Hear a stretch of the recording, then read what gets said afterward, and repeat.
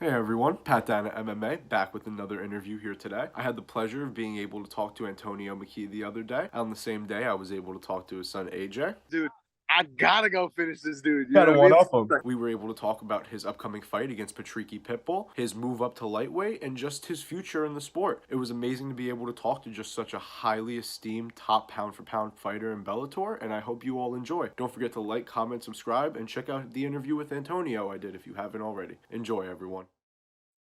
So I wanted to start by asking you about being the first father and son duo to win on the same night. Were you more impressed with what you were able to accomplish that night or what your dad was able to accomplish that night? Um, I would say I was more impressed with what I was able to accomplish, but I was more so excited that my father went out there and won and he finished the dude, you know what I mean? So once it came down to like my opportunity to go in there and kind of showcase my skills, we started warming up and I was like, Dad, I'm going to get the fastest knockout. Like this is it. Like it's go time. Like I'm about to go hurt this dude. Okay. So and then going out there and knocking him out in 8 seconds, you know what I mean, falling literally 2 seconds short to I the know. record in Bellator. I was like, I think that was pretty just phenomenal to call it and then be able to pretty much go out there and do it. You know what I mean? Yeah. Um, it's phenomenal. It's just crazy. How much would you say that his win influenced like the way you fought that night and just went out there for the finish? Was it like was it like you weren't gonna go out there fighting the way you did if he hadn't won? Or like Um, well, I think see that's the crazy thing. We can talk about what would have happened if yeah, something else would have happened, but if I would say if he hadn't have won, I would have went out there with the fire of like, I gotta fuck this dude up. You know what I mean? Like we're already down one. Like now I gotta hurt this dude. The motivation for him winning was more like, yo, he just finished this dude. I gotta go finish this dude. You know gotta what I one mean? up him. Yeah, you gotta So one yeah, up you him. know what I mean? Like either way, it was like a win-win of just positive energy throughout the night. You know what I mean? And it was you prepare for the worst and hope for the best. And in that instance, that's what we were doing. We were preparing for the worst, which was an L, and then hoping for the best, which was a That, finish. yeah. And he got it. So when he got it, I was just like, man, this is it. He was trying to calm me down a bit because I was gassed up. I don't know if you saw me cornering him. It wasn't much cornering. It was more so me just Just screaming, "Fuck him screaming. up" and Yeah. finish. I mean, it's my dad fighting. You know what I No, of mean? It's kind course. of I get it. It's definitely what's it? It's definitely hard to control some emotions in there. He's a lot better at being the one that coaching. has to separate that. Yeah, facts. Yeah. So you like speedballing, skiing. What else do you like to do when you're not training? Like what do you like to do in your free time? Uh, race cars, Mhm. paintball, snowboard, bro. That's about my whole life. I know Rinse, you rinse, paintball, and fucking drive fast, man. I know you said you like to what's it? Race you wanted to race cars when you were done fighting. You still interested in that? Like yeah. Definite. Okay. Yeah, I'd love to get into NASCAR. Obviously, like F1's the dream, but you Mhm. got to know how to go in a circle before you can go through turns. You know what I mean? So, um, hopefully, I get to make some left turns here. Okay. Okay. Yeah, that'd be sick. How did it feel to cap off Bellator's undefeated night on New Year's Eve? I know you talked about like, the changes and like the rules and stuff like that for that fight, but do you feel like you effectively used like soccer kicks and stomps the way you wanted to?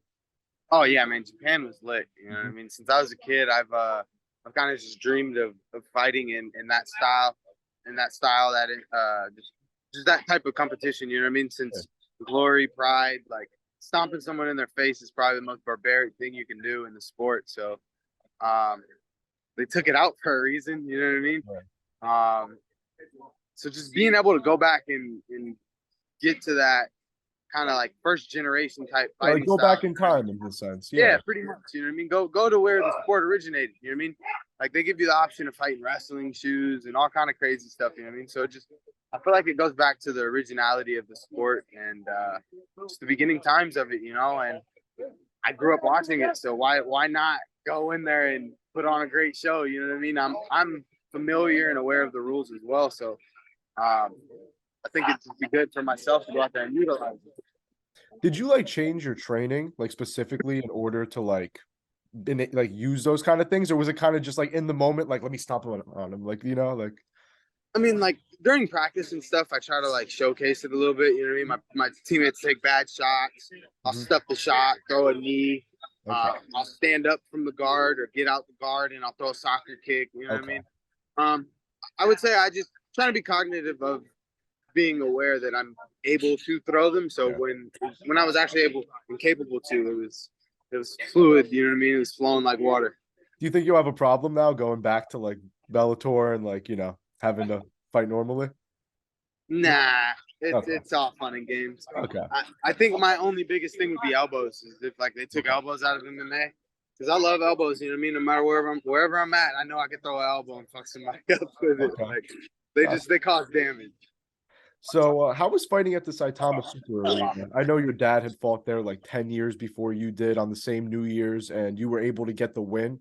But how was the atmosphere there? Did you feel welcomed? Like, I know it was kind of weird because it's like very quiet during the fights. You talked about that. So, Yeah, it was kind of like fighting through COVID. You know what I mean? It was very okay. quiet. Everybody was very respectful.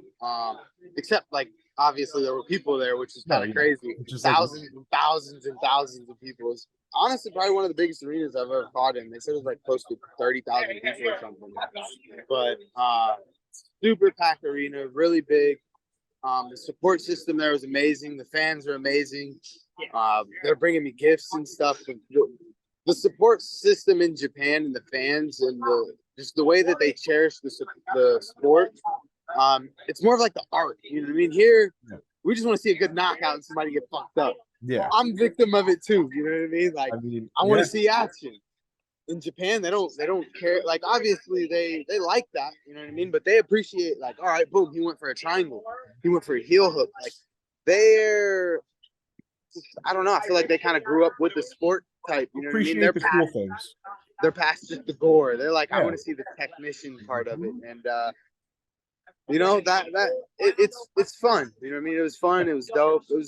It's just different out there, bro. Honestly, that Yeah. was the first time I can say I was in another country and I felt like I was in another country. Okay. Okay. Yeah, like, and I've been to quite a few places, but Japan was different, and it was phenomenal. I can't wait to go back. Did you I want spend to go back time? and fight again. Did you spend time there, like outside of like the fight, or not? No, Do you I gotta want go to? back. It sounds like you're. Yeah, it Yeah, sounds like you're regretting that. Yeah. I'm gonna go back, bro. Okay. Especially being a car enthusiast. I'm a big import dude. I Okay. got my S2000. You know, I got my S2000, my CRX, Supra.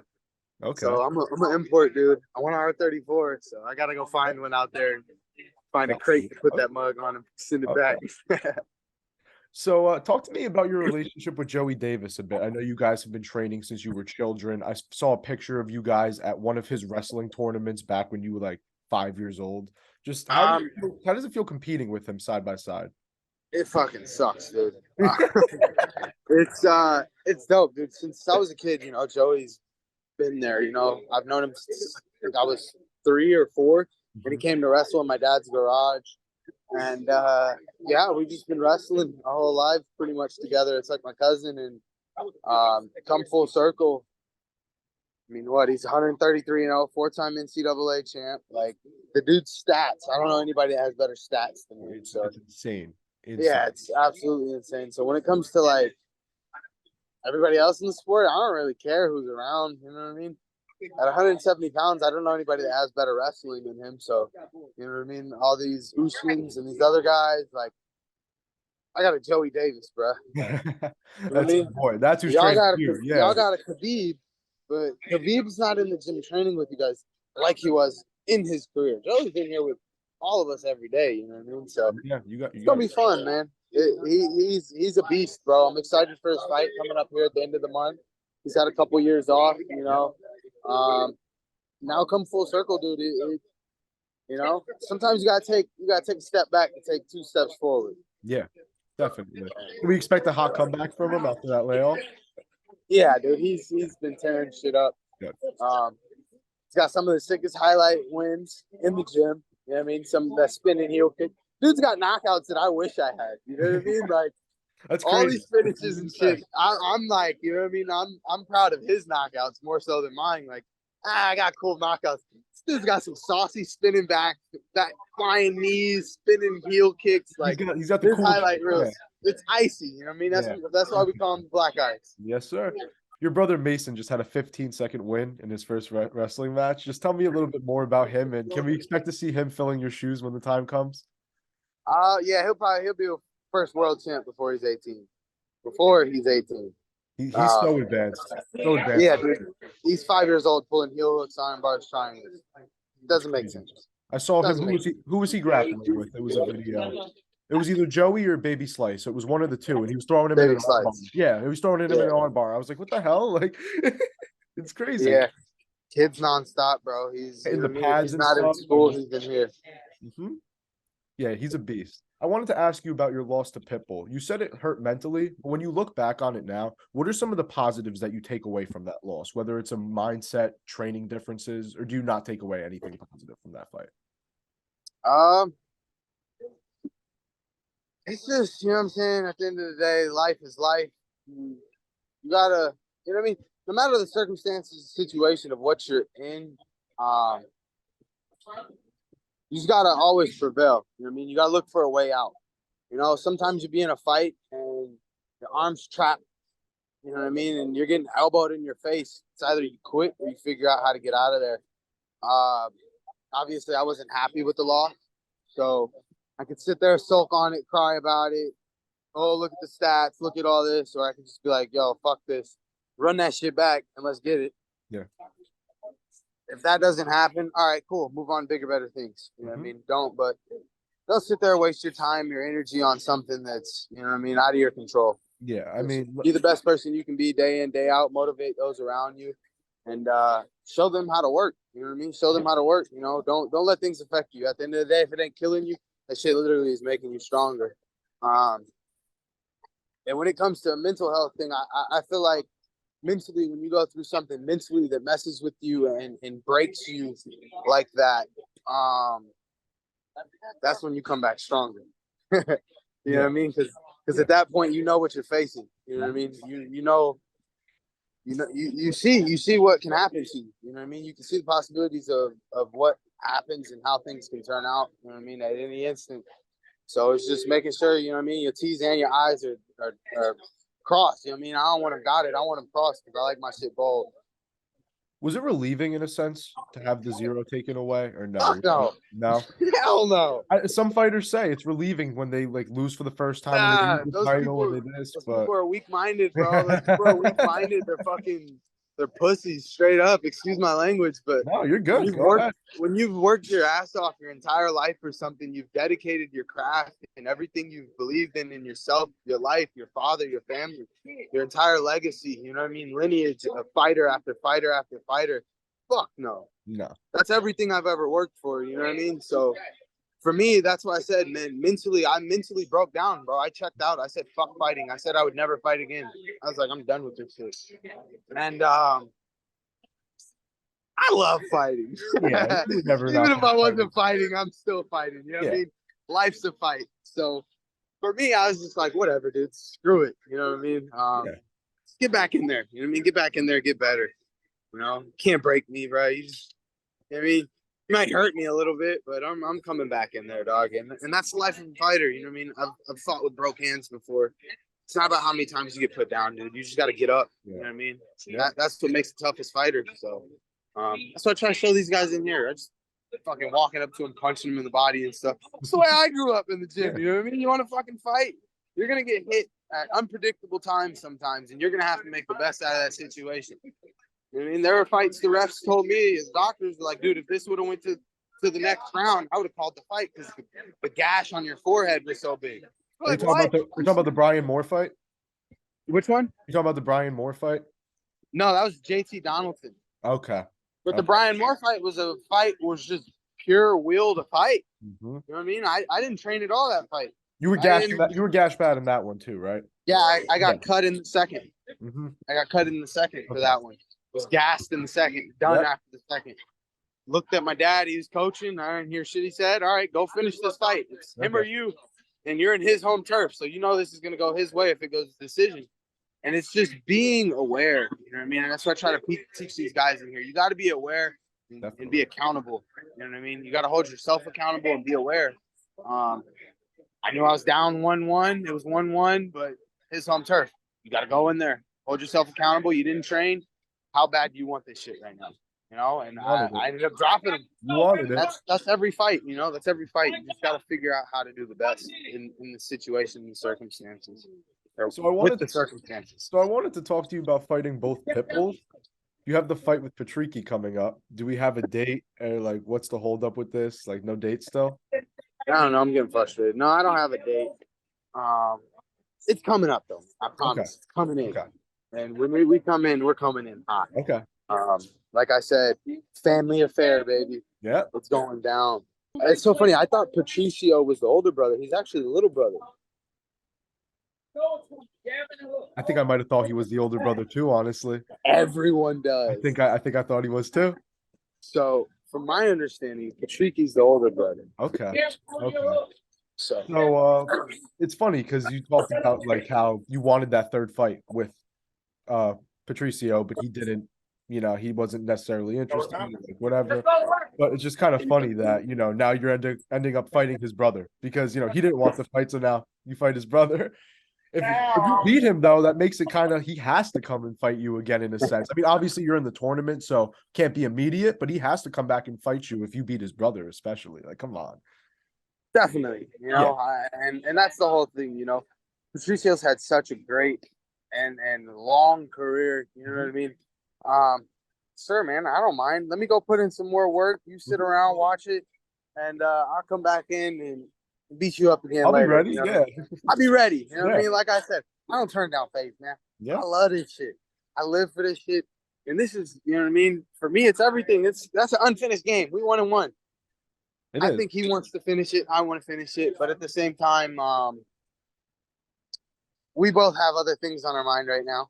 You know what I mean? His brother's focused on me. I think me fighting Patricky again will also show him something a little bit different. You know what I mean? He's fought me twice, so he kind of knows a little bit of what I'm capable of. But now being able to observe that from the outside and looking in, you know, he's got 3 fights to watch here through the tournament. And be like, hey, what's AJ gonna do? And then I'll see him in 45s again, maybe. See if I can do that one more time. Okay. I wanted to ask you about the tournament. You obviously won the featherweight Grand Prix and that Millie baby. So did you jump at the chance when you were asked to join the lightweight Grand Prix? Did I? Hell yeah. Did you we were like, yeah, no questions asked. Immediate. Like, I'm in that. Yeah. Immediate. They were talking about it for a little bit, and I was like, let's do it. And this was before Japan. You know what I mean? Like, so like it was kind of, I heard about it and I'm like, yo, if y'all doing it, you know, I'm in there. And that's kind of like what was the big choice. Like, all right, fight Pitbull again at 45, Patricio, or go to the tournament. Get big, go up to 55s and get prepared to be a 55-pounder. And I didn't want to sit around and wait too long waiting for Patricio at 45s, you know what I mean? Because obviously you can't just put on muscle overnight like that. And yeah, I was like, man, let's just go to 55s. So I fought Spike and then came around, fought New Year's in Japan and fought Satoshi. And everybody was really impressed with that. I was impressed with it as well. Very high level jiu-jitsu, just great fight. Oh yeah. And boom, tournament popped up. So I was in there like swimwear, baby. Okay. Did you see Usman and Alexander Shabli's wins? Yeah, I drove to San Jose. Okay. Watched that. Were you impressed with their performances? Like, what did you think about their fights? Not really. No. They were good fights. I mean, Usman was supposed to win. It was more just like, oh, like the way he won, like was pretty. I felt like fairly impressive, I guess. Like, I guess I just didn't expect like a first round finish. I don't know. I think the head kick just threw Benson off to the point where he was like, "Holy shit, I don't even know what's going on right now." He was in a bad place from there. Yeah. And then he won it out after that. I definitely know what you're saying. But Benson's a goat, dude. He's been fighting OGs, the OGs. Yeah, I mean? Nothing against Benson. No, I mean, shout out to him retiring, man. Yeah. Peace. You know what I mean? Peace and blessings to him, his family. It's been phenomenal watching him his whole career. I was hoping he won just so I could get to fight him because, you know what I mean? One of my favorite fighters. I love to put on great shows with great people. And, yeah, shout out to him, man, and his retirement. Hats off to him. Yeah, but Usman, man, he's undefeated. Like I said, if I can't be undefeated, no one can. especially you in my division, my organization. I'm coming for that ass. In the same tournament. Yeah, same tournament, same. Yeah, I'm coming for that. So yeah, What do it's you a good think win, about? man. He's the champ. He's holding that belt down. But you know what I mean. I'm coming in. Shabily, Mhm. he's good, bro. He's a good fight. He's very rangy. Throws good long straight right. I just feel like everybody is fighting real nervous through the tournament. You know what I mean? I feel like I just kind of been here, done that already. So I'm like, what's up? You know what I mean? Like I'm trying to come in there with it. These guys, they're like hesitant a little bit. So hopefully they loosen up, or not. Hopefully they don't loosen up, and I just stay loose and ready. You know? Yeah. What'd you think about the stoppage in that Shabily fight? Because there was a lot of controversy with it, if it was a kick to the nuts, if it broke his rib, hit his solar plex. What do you think? It was a good kick to the ribs, but Okay. once again, man, you got to think there's $1 million on the fucking line. How bad do you want it, bruh? Mhm. And this is where I tell you, you know what I mean, the difference, because that's a loss on my record.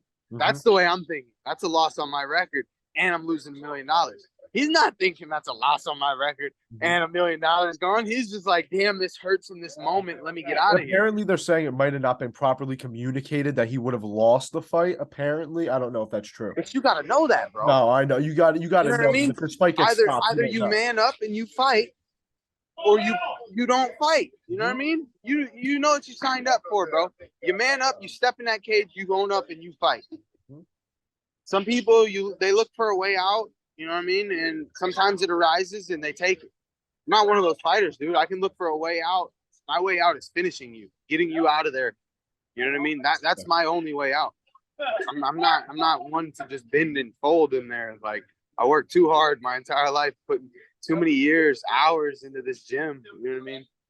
Nights, literally staying in the fucking gym, bro. Too many years of just dedication work, bro. I can't just roll over like that. You know what I mean? No, it ain't even about the money. It's the pride at that point. Yeah. You know what I mean? Like fans are here paying, you know what I mean, to see what they want to see, a great fight. You know, they love the entertainment aspect of it. You know, they want to see entertainment. You know, that's why they like us, because we're putting on great shows. So you got to give them what they want. They don't want to just see you fucking all over, bro. And you get paid $1 million for it. Like, stuff. You know what I mean? It's just, I don't know. Maybe my mindset, I'm a little fucked up in the head. I've been punched a lot by Slice. Yes, sir. It's all that Ferg blood running through him. You talked about fighting Volkanovski, and I know it's a little strange because you talked about it when you guys were both at 45, but he did just have the fight with Islam at 55. What did you think about his performance? What did you think about that fight? It was good, but yeah, like I say, dude, it's a great 45er. I feel like he's one of the best 45ers in the world, but he's not the best. I am the best 145er in the world. Period. Anybody wants to argue it, like, yo, show up, we can fight about it. Do you still consider yourself a 45er? I can make the weight.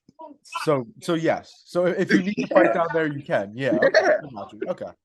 Definite. But I'm not a 55er anymore. I'm a 40 or 55s, or I'm not a 45er anymore. I'm a 55. So 55s, different story. You know what I mean? We're gonna have some fun. I'm willing to. My first chapter is 145 pounds.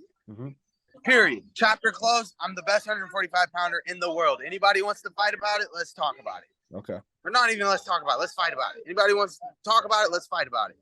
So closing that chapter, now we're stepping in the 155 pound division. I feel I got a lot to work in here. You know what I mean? It's a new tournament, new champ, and there's a lot to earn. You know, there's undefeated records here, and that's what I'm intrigued to just go out there and conquer new things, man, and show that I'm a best 155 pounder now. You know, just keep adding it up. So if you win this next fight, you'll end up fighting Shabily. How do you think you match up against him? Good. It's a good fight. You know, I feel like I'm just stylistically a bad fight for anybody. Because wherever somebody's weakness is, I have just enough strength there to probably expose you. You know what I mean? If it's wrestling, if it's jiu-jitsu, if it's striking, like I'm just well-rounded. I mean, your record says it all. I mean, I think you have like what? Your wins are spread out like almost perfectly between knockout, submission, and decision. It's literally right there. Like, it literally just looking at your record. It spells MMA, bro. Yes, no, it literally does. It literally does. So Because it's just funny because you can just literally look at your record and just tell, oh, this guy's well-rounded. You know what I mean? This guy can go the whole 15, 25 minutes, or he can submit you or KO you in the first round like that. And that's what's needed in today's MMA is just the ability to be well-rounded, which is just something that you perfected, I feel like. I think we'll start to see a lot more coming around in this second generation. I think, guys, a lot more wrestlers will start to come around, and wrestling's going to take over the sport. Obviously, that's no secret. You know what I mean? It's the key here. At any point, you could get somebody to the ground, the fight's over. It already kind of has in a sense, but yeah. I feel like every weight class has its own like phase of like who the dominant fighters are in that weight class. Because lightweight had the like dominant wrestler era, and then like now it's kind of like now it still has like the dominant wrestler era, but there's a lot of strikers. Like other than Islam, I feel like all the other top lightweights are strikers. Like it's just I don't know. But then there's people like you that are just well-rounded. Like what would you call yourself? Like striker, what would you call yourself? A striker, a grappler? Like what would you call yourself? I don't know. I would say wrestler, dude. Honestly, Okay. just because if you had to say something like that's your background, that's your. I grew up SoCal wrestling, dude. California is one of the hardest states to win. You know what I mean? It's one state. I was ranked top in the state. You know what I mean? I've known so many NCAA champs, and I've watched so many. Later. All right, have a good one, bro. It's a pleasure meeting you. So yeah, I just Zaid, Anthony Valencia, Jeremy, Justin Thomas, like these are all guys I grew up with. Okay. Joey Davis is like Aaron Picos. We grew up wrestling together. You know what I mean? Like this was our wrestling community. So for me, yeah, man, wrestling is it. That was my thing. So I wanted to ask you a bit about Notre Dame, and just how like I didn't know too much about this, but you went there for a bit, and then your dad had you come back because he saw that you were kind of just getting a little out of hand. Just talk to me a little bit about that from your point of view. Yeah, I was at Notre Dame for a year, about a half a year with Joey Davis wrestling, and I was just doing my own thing. You know what I mean? I was out there in college, enjoying life. We were going to Kent, O State, just partying, having fun. You know what I mean? Being a college kid. You know what I mean? And I redshirted, so I wasn't an active wrestler, but I was still wrestling in all the tournaments and stuff. And then from there, yeah, I started getting a little bit of trouble. So Dad's like, bring your ass home. I came home one spring break and I left everything out there, man. My room, everything. It's like, all right, I'm done. Came home. And then from there, I went to Cerritos College. Did a year there. School for Culinary Arts, cooking. Won a state championship there, and then was like, man, screw this. Try to go punch people in the face. And from there, that's all she wrote. So it's been kicking ass. You still cook it all or no? Is that a yeah? Bro, I love steaks. I'll throw a steak down. I got probably 6 tomahawks sitting in my freezer. Yeah, I know you like tomahawk. Do you cook for yourself like commonly? Yeah. I like that. I don't think a lot of fighters do cook for themselves. That's interesting. I mean, I don't like to, honestly. But like I come home and it's like I just got done training. I gotta cook steak and eggs, and it's just like, you know what I mean? Tired. You come home, hop in the shower, get out and have a burrito and some fucking food waiting for you with it's a lot easier. A nice cup of Joe, you know what I mean? Call of Duty. Like that's it. Okay, I think that's it for today. I want to say thank you, AJ. I appreciate everything. No, anytime, man. It was a pleasure chatting with you, and hopefully chat soon. You got Pop's number, so we'll stay in contact.